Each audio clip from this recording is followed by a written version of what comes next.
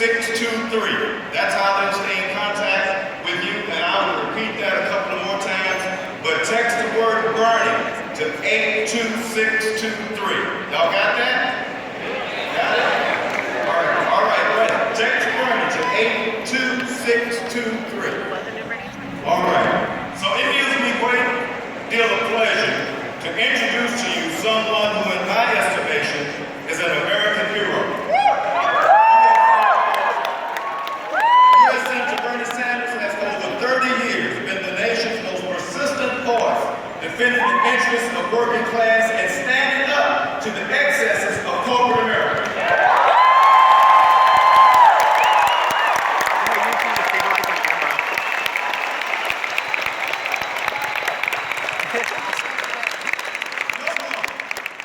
No one in the nation over the past 30 years has focused more attention on the critically important yet rarely discussed issue of the growing gap between the rich and everyone else in the United States other than Bernie Sanders.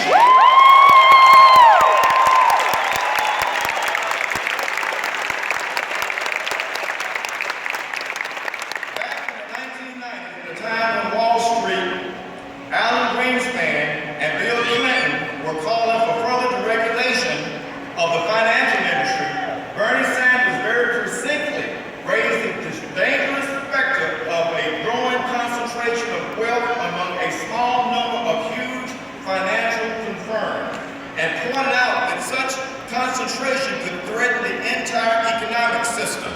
In fact, he challenged Federal Reserve Chairman Alan Greenspan at a hearing, suggesting that having virtually no controls on Wall Street activities could lead to a major economic crisis. Mr. Greenspan expressed faith in the ability of Wall Street to police itself. Well, I'm sorry to say Bernie Sanders was exactly right, as Wall Street and their friends in Washington brought us to the brink of total global financial collapse 7 years ago. Senator Sanders is the longest serving independent in the Congress and is often described as the conscience of the Congress.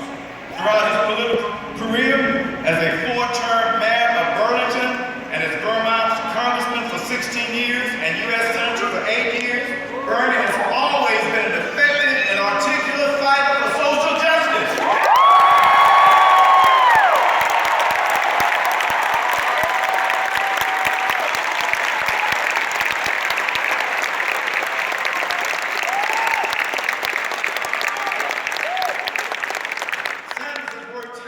In his 24-year tenure in Congress on issues that affect the needs of the people that government often ignores: working families, the middle class, the elderly, children, and the poor. Senator Sanders, or Bernie, as he is known to the people of Vermont, played a key role in making sure the Affordable Care Act that was signed into law substantially improves primary health care in this country through a major expansion of federally qualified health centers. And that's great, isn't it?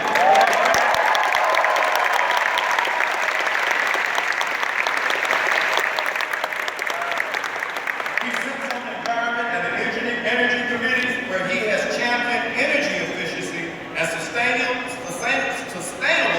energy development in the fight to curb dangerous greenhouse gas emissions.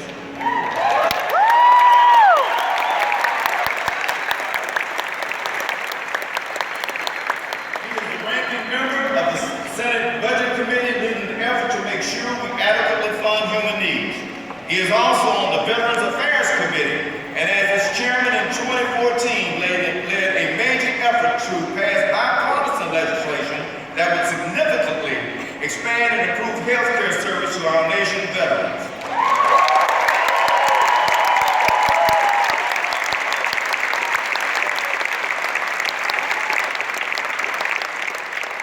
Now I'm going to go off script a little bit, and I know sometimes you get in trouble going off script, but I'm going to take a chance that y'all going to be okay with these comments I'm going to make. Several weeks ago, Labor was in a tremendous fight over the TPP, the trade deal. Unfortunately, we lost that fight. But one thing I can say about Senator Sanders, and I watch MSNBC. How many of you watch MSNBC?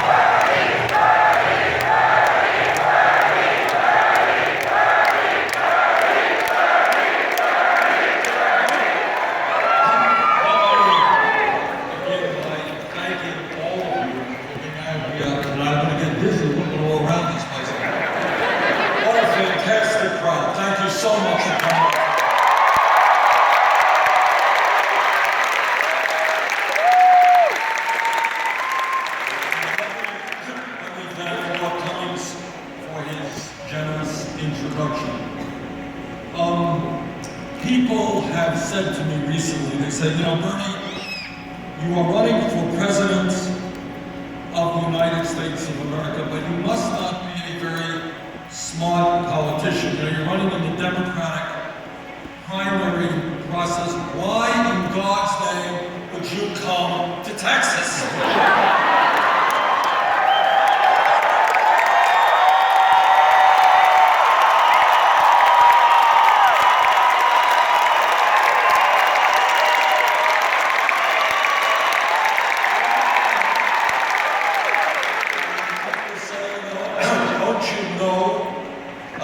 Texas has a conservative Republican governor, two Republican senators, the vast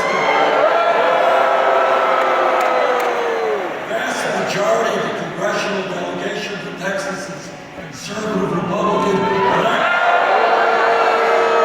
The legislature is overwhelmingly Republican. Don't you know, Bernie, this is a conservative Republican state. And my answer to those questions is yes, I do know that this is a conservative Republican state, and that is exactly why I am here.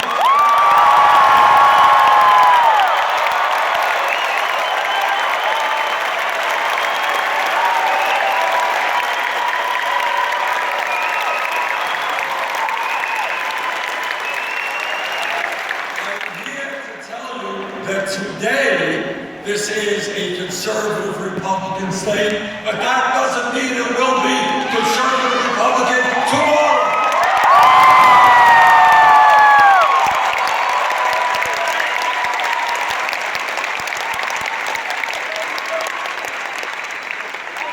And with the energy I see in this room, it may be sooner than tomorrow.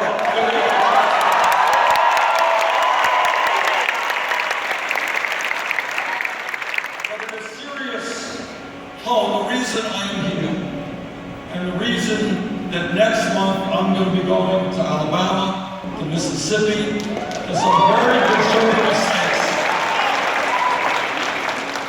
is for a couple of reasons. First of all, it is wrong for the Democratic Party, in my view, to surrender half of the states in America.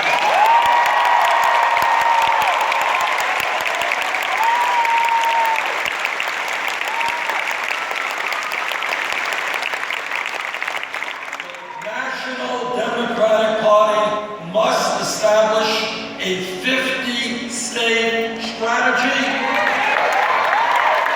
including the state of Texas,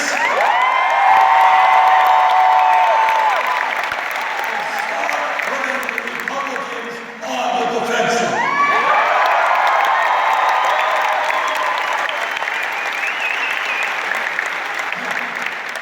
The simple truth is that you cannot be a national political party which claims to represent working families and low-income people and turn your back on some of the poorest states in America.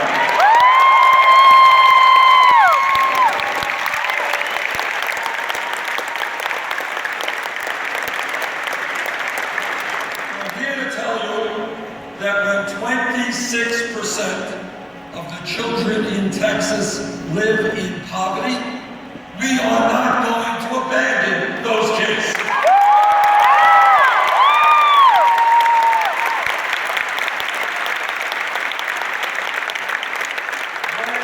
When 24% of the people in Texas have no health insurance, we are not going to abandon.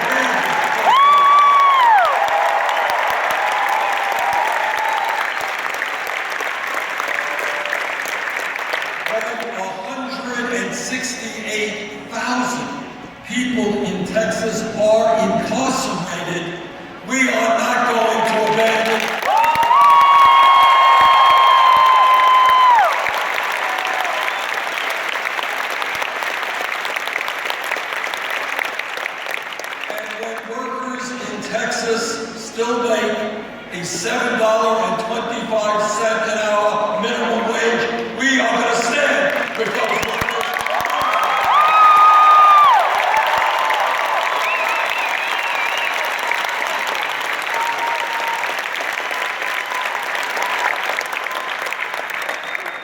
As Claude mentioned to you, I have had a long political career, and throughout my political life, I have taken on virtually every powerful special interest in this country.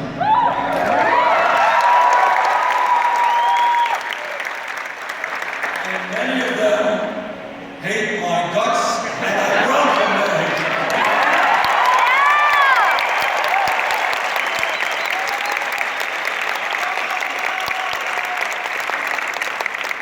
But this is what I do not like, and that is in your state and in my state, and in states all over this country, we continue to have working class and low income people voting against their own best interests.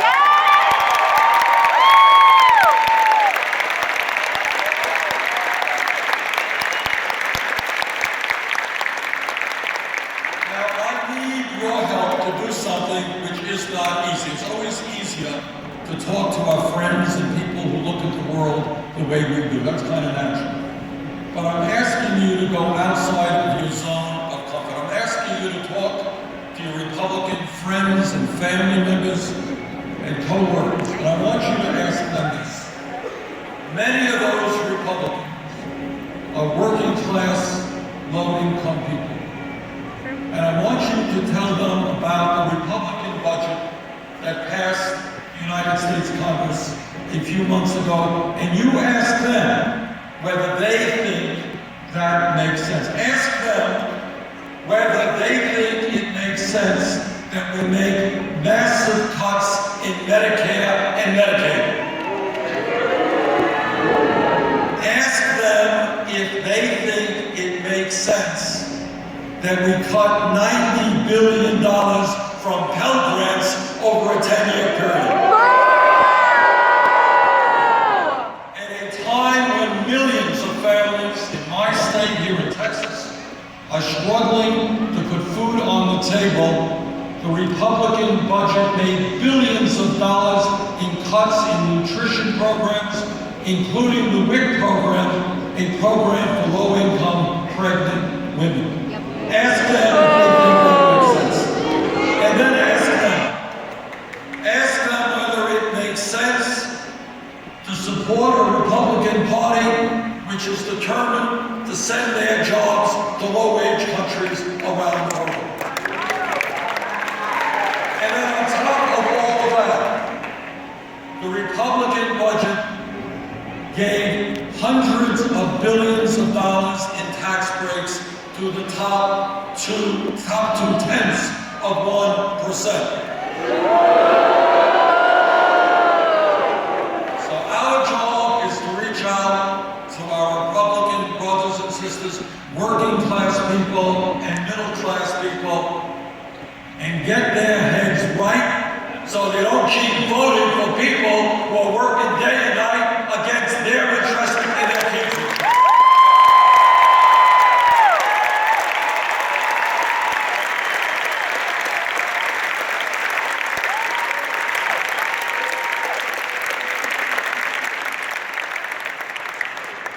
You know, politics is really not all that complicated. Media makes it a little bit complicated, but it really is not. What politics in a democratic society is about is a people coming together and saying, okay, what are our problems? How do we resolve them? Politics is not a baseball game about how much money this or that candidate raises. It is not a soap opera about somebody's personal life. It is not that if I slip coming off of this podium, I will have full knowledge that will be on the front page of the paper. What politics is about is determining how we go forward to improve the lives of our people.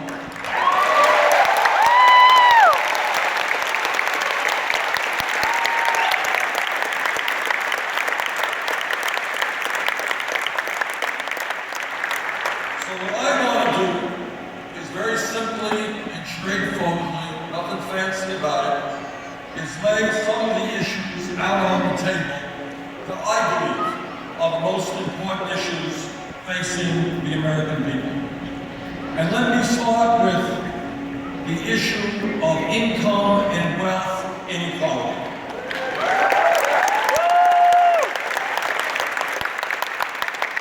Now, this, in fact, is an issue that I've been talking about for many years. I'm happy to see more discussion about this issue. And here is the story. Today in the United States of America, we live in the wealthiest country in the history of the world. But very few people understand that because almost all of the wealth rests in the hands of a very few people.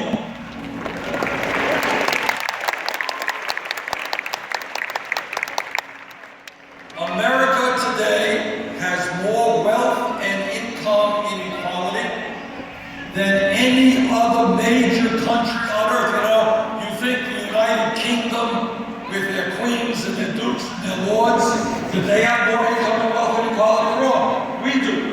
And it is worse today. The gap between the very, very rich and everybody else is wider today than at any time since 1928. The issue of income and wealth inequality, when you think about it, is the great moral issue of our time. It is the great economic and political issue of our time.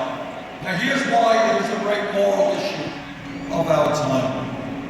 We have got to ask ourselves as Americans whether we are satisfied in living in a country in which there has been in recent years a proliferation of millionaires and billionaires at the same time as we have the highest rate of childhood poverty of any major country on earth. Is that the America we want? In America today, the top 1/10 of 1% owns almost as much wealth as the bottom 90%. Is that the America that we want to see? Today in America, we have one family that owns Walmarts. That one family owns more wealth than the bottom 40% of the American people. One family. In the last 2 years, the wealthiest 14 people in this country, wealthiest 14 people, saw an increase in their wealth of $157 billion, more wealth than is owned by the bottom 130 million Americans. In my view, that is not what this country should be looking about, and together, you and I are going to change that.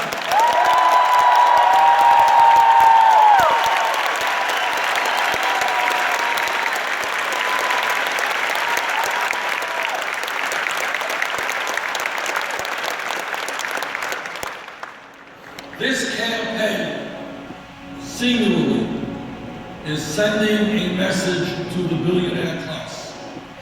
And that message is, you can't have it all.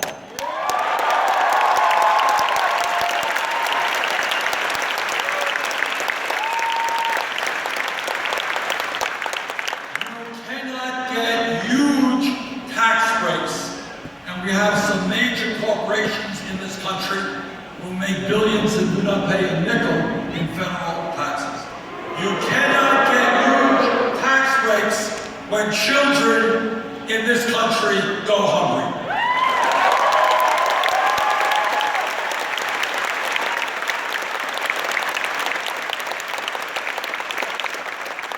You cannot continue to send our jobs to China when millions of people in this country desperately need work.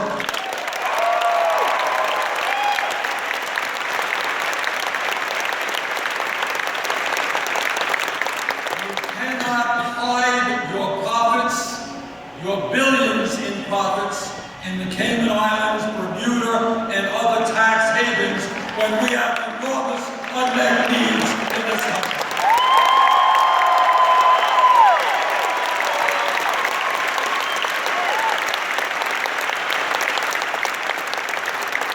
What we are telling the billionaire class as loudly and as clearly as we can, their greed has got to end.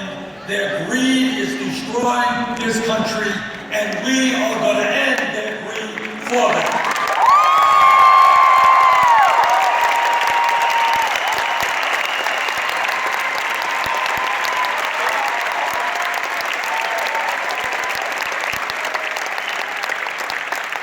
Whether they like it or not, we are going to make them moral and responsible Americans.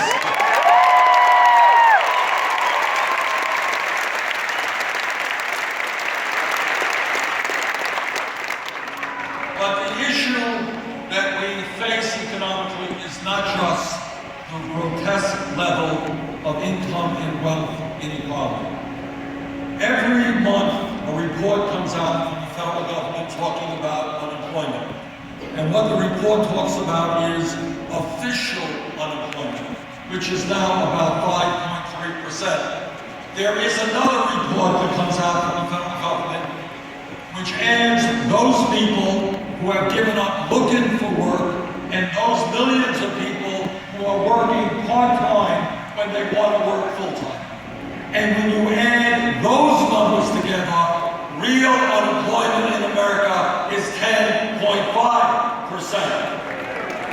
And now let me tell you something that we don't discuss at all. And that is the crisis of youth unemployment. We don't talk about it at all. It is a national tragedy.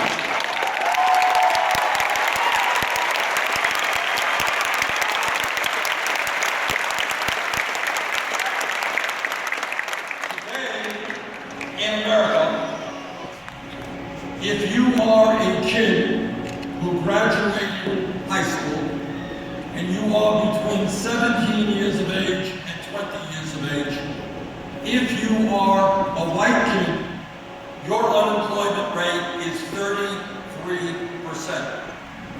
If you are an Hispanic kid, your unemployment rate is 36%. If you are an African American kid, your unemployment rate is 51%.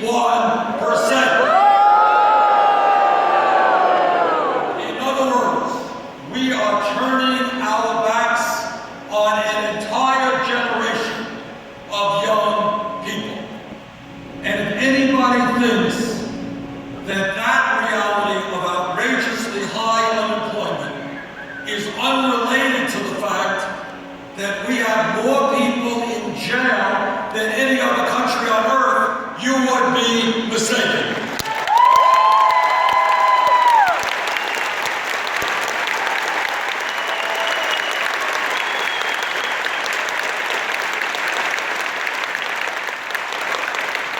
President Obama last week did something that I thought was very, very brave.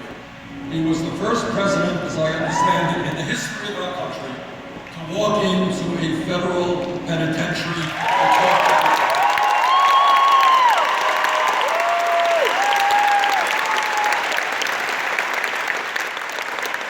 And the reasons he did that were, first of all, to point out how many of our people are in jail.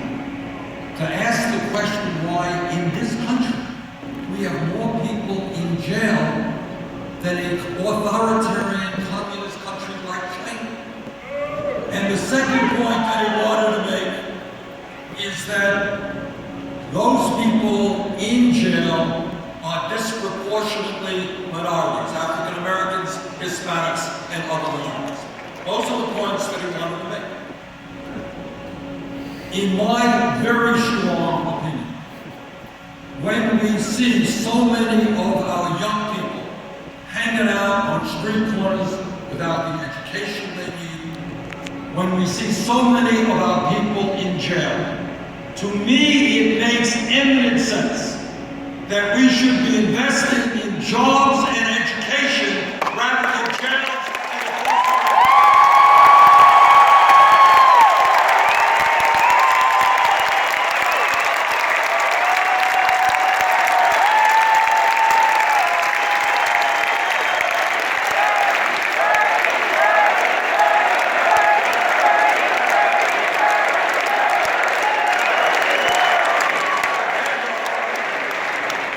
Together, what we must create is a situation where we have not the most people in jail of any country, but the best educated population of any country.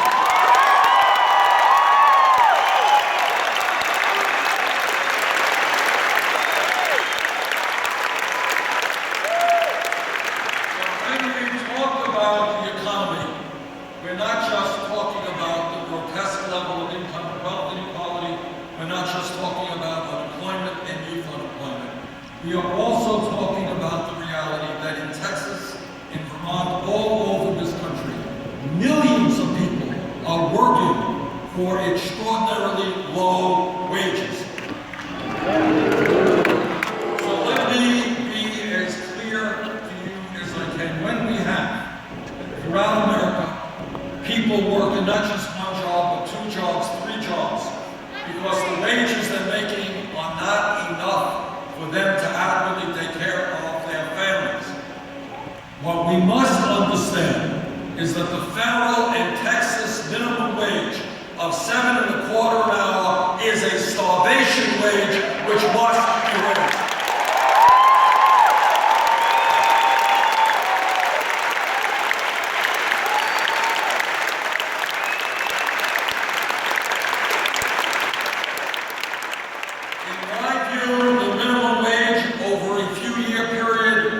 Raised to $15 an hour.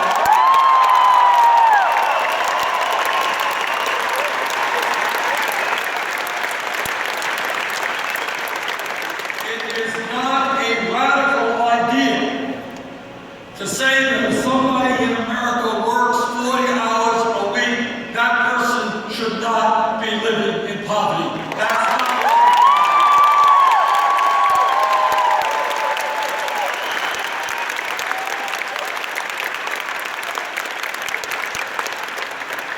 And for the men who are here today, guys, we need your help, because it is wrong, indefensible, that women make 78 cents on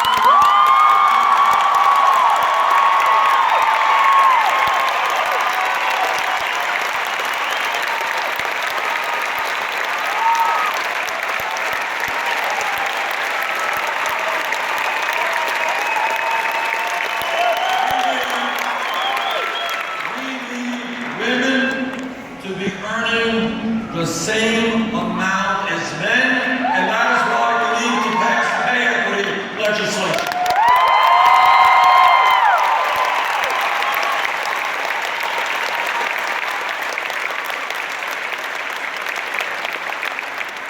I know that here in Texas, there are many Republicans who talk about family values. And this is what they mean by family values. They mean that women should not be able to control their own bodies. I disagree.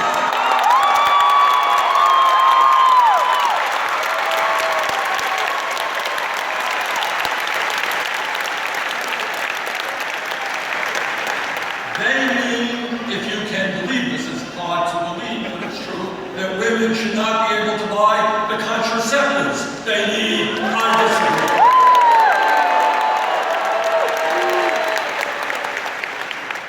And they mean that our gay brothers and sisters should not be able to get married as heterosexual couples are. I disagree.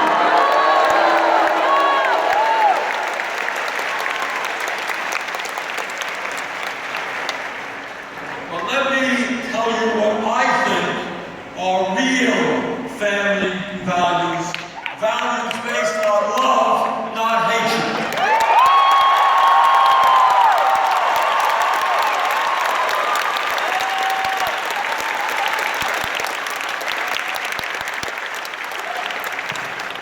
the important family values that we have to strive for is for the United States to end the international embarrassment of being the only major country on earth which does not guarantee workers paid medical and family leave.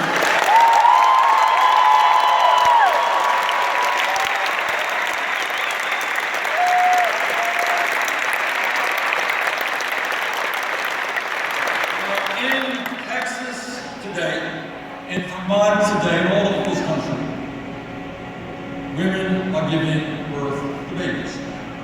And for that woman, this is an extraordinarily important moment. And for the baby, it's pretty important too. But here's the story. If that woman comes from a family which has decent income, she can spend weeks and months getting to know and to love and be comfortable with her baby, and the dad can do that as well. But if that woman does not have adequate income, she will be forced to go back to work in 5 days, or 7 days, or 8 days. That is not a family value. That is the opposite.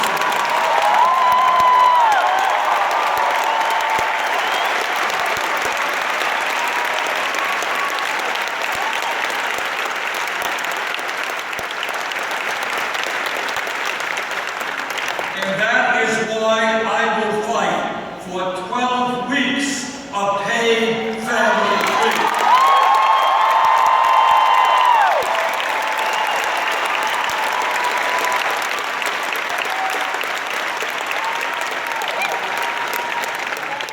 And here's another family value. Today, a child is sick, but the mom or the dad does not have paid sick time, and that child may be forced to go to school, even though he or she should not. We are the only major country on earth that does not guarantee paid sick time. That has got to end.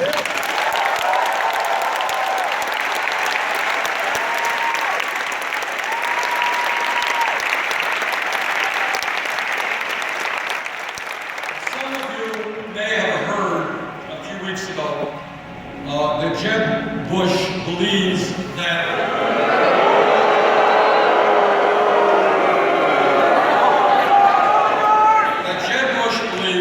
the American people should be working harder, should be working longer. Apparently, Governor Bush does not know that the American people today, as a result of the collapse of our middle class, are working the longest hours of any major country on earth. The Japanese, very hard workers, we work longer hours than they do. Some of you, I know, have read in textbooks where workers 100 years ago, remember the pictures? Workers 100 years ago were demonstrating out on the streets, and they held up these huge placards and signs, and they said, 100 years ago, they said, we want a 40-hour work week. What they said is, we are not beasts of burden. We want time with our families. We want time with our families.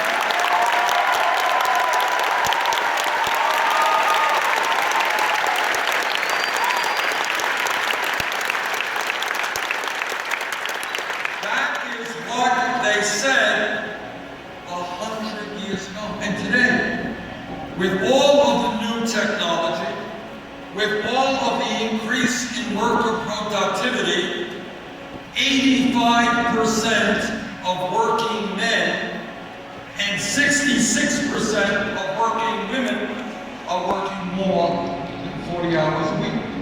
I get around the country, when I get around my own state of Vermont, when I look into people's eyes, people are tired, people are exhausted, people are working 2 jobs, they're working 3 jobs.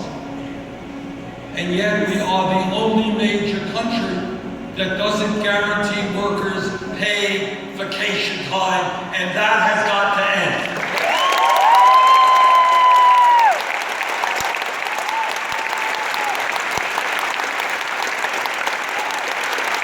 People deserve some time to spend with their kids and their family. They don't have to work all of the time.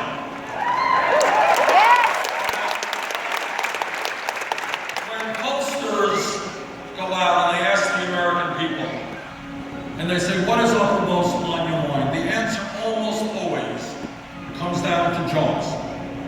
That's what people say. What's on your mind? Jobs.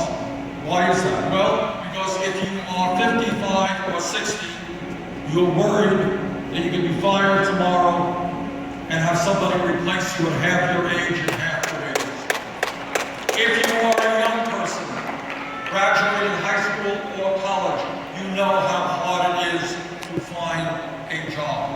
If you're a worker going into a factory, you worry that your boss may tell you tomorrow, well, I'm sorry, we're going to shut down and we're moving to China. The truth is that we need in this country a massive federal jobs program to create millions.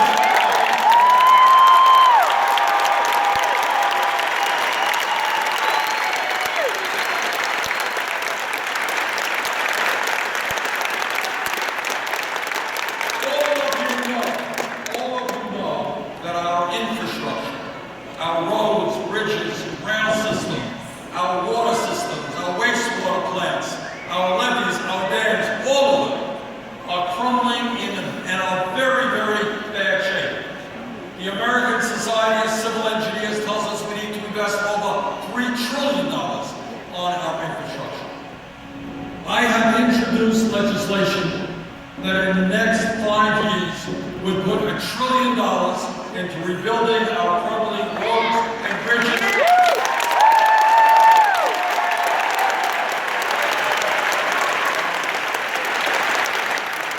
And that legislation would create 13 million decent paying jobs.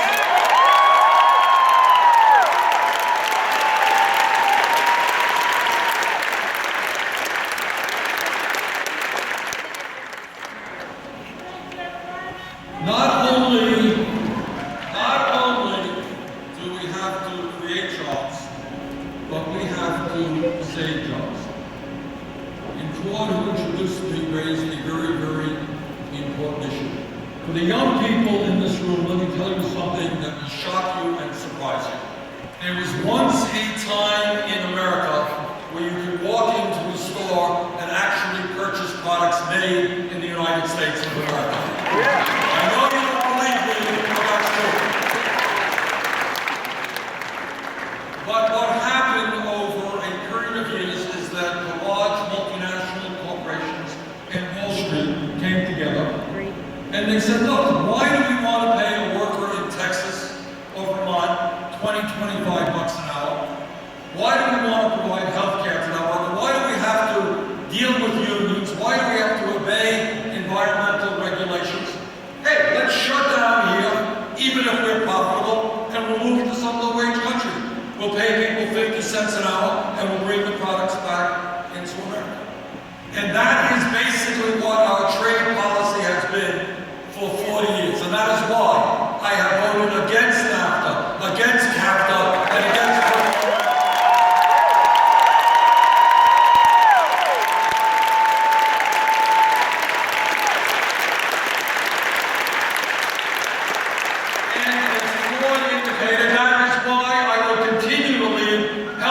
opposition against this Trans-Pacific Partnership.